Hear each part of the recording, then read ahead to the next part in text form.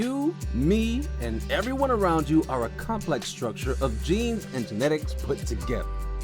That is what biologically defines you.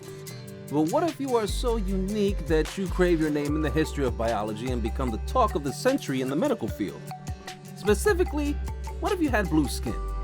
Sounds impossible, but stick around because I have a story for you. You might be wondering who on earth created the Smurfs in real life. This is actually not Papa Smurf, nor is this makeup. In 2008, the world met Paul Carrison, a man who physically turned blue after drinking and using massive doses of colloidal silver, a once popular home treatment.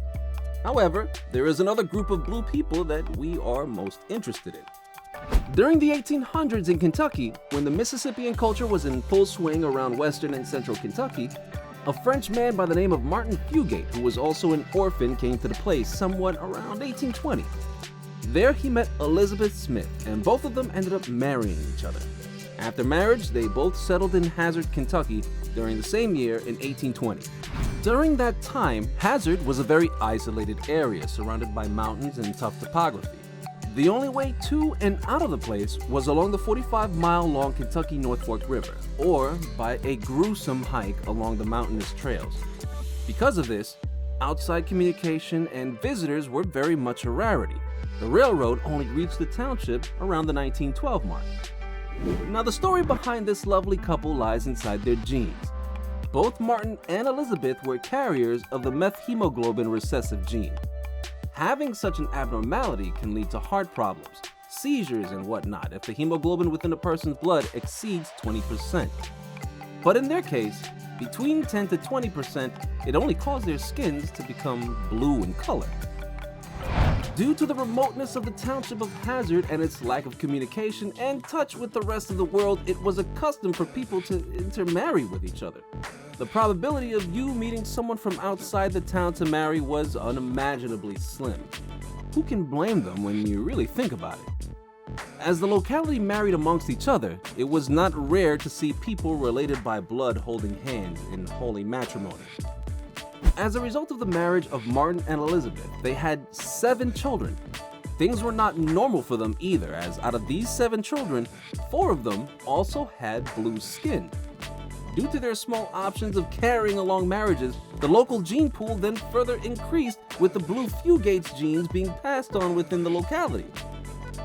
Of course, oddities in the world today are thought of as something weird and mysterious, and people are pretty much insensitive even today. In the 1800s, however, things were not much different. Having people with blue skin was something that made people ponder over what they actually are. Some thought of it as a sign from God, while others blamed witchcraft.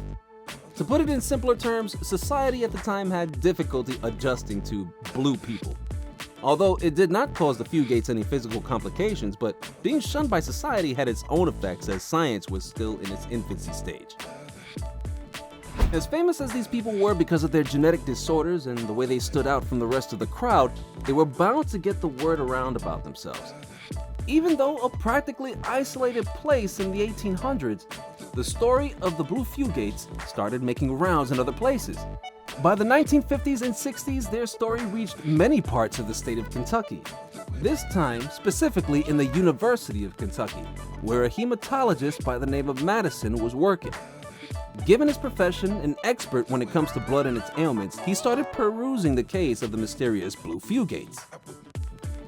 He searched all over and spent a lot of time during the whole endeavor, but eventually got the fruits of his labor. While addressing the Science magazine in 1982, he talks about Patrick and Rachel Ritchie, 2 members of the blue Fugates that he met in the past, and tells the magazine how they were blue as hell. Madison later explained how he was able to find out that they both did not suffer from any heart disease or any other blood-related issues, excluding the coloring, of course. He further explains how when he sat down with the 2 siblings, they recalled their family and ancestors in as much detail and accuracy as they could, and helped the hematologist jot down the family tree. The tree shows both the affected and the unaffected family members and dated all the way back to the origin of it all, Martin and Elizabeth Fugate.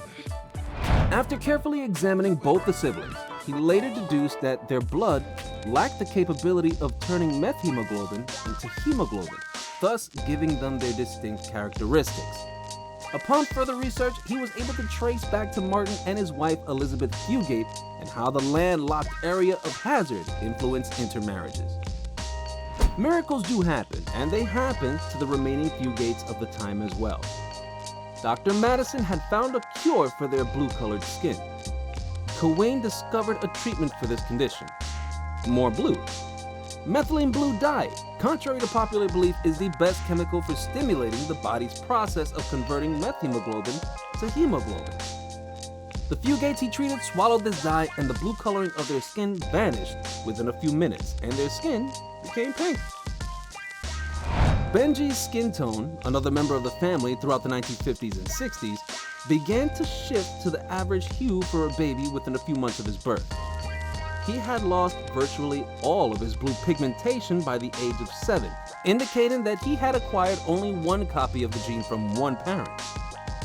Benji most likely inherited this gene from his father's grandmother, Luna, who was characterized by a nurse as having the bluest skin a woman could possibly have, with lips that looked bruised because of how blue they were. Late in the 19th and 20th centuries, the number of blue people started to decrease over time as the infrastructure and transportation system of Kentucky began to improve. This meant that areas such as Hazard opened up finally and began to move in and out more frequently. The time of intermarriages was over and people began moving out of the township. Alright, that's it for today, folks. I do hope you enjoyed today's video. If so, click that like button and subscribe for more videos in the future. I hope to catch you in the next one. Comment down below what you think about the Fugates and their legacy. As always, thanks for watching and take care.